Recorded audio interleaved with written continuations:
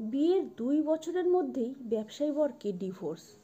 খোরপোশে কোটি টাকা নিয়েছেন, মুখ খুলল গঙ্গারাম খ্যাত সোহিনী।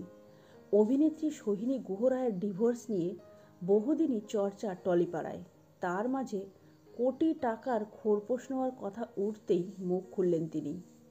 2021 সালে বিয়ের পিঁড়িতে বসেন সোহিনী গুহ রায়। প্রেমিক ব্যবসায়ী কল্লোলের গলাতেই মালা দেন তিনি।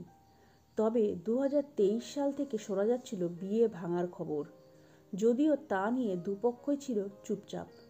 টলিউডের আনাচে কানাচে এরপর শোনা যেতে শুরু করে ডিভোর্সের পর প্রাক্তন স্বামীর থেকে নাকি তিনি নিয়েছেন কোটি টাকার খোরপোশ।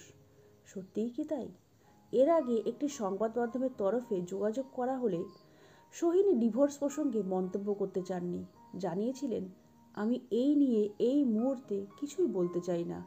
বলতে পারেন আমার পক্ষে কথা বলা সম্ভবপর নয়। মাত্র 3 মাসের পরিচয়ই বিয়ের সিদ্ধান্ত নিয়েছিলেন সোহিনী কল্লোল।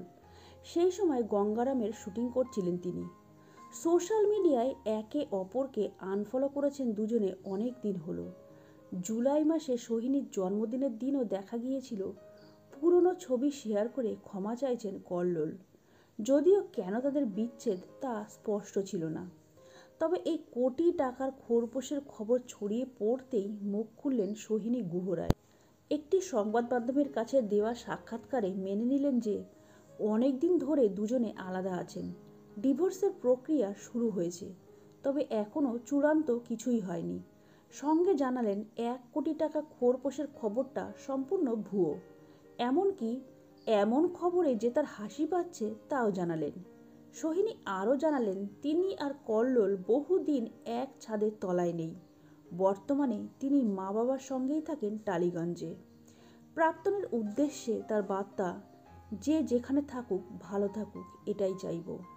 সোহিনীকে শেষ দেখা গিয়েছে দ্বিতীয় বসন্ত ধারাবাহিকে। স্টার জলসার ময়ূরপঙ্খী সিরিয়ালে লিড চরিত্রে কাজ করে প্রচারের আলোয় আসেন তিনি।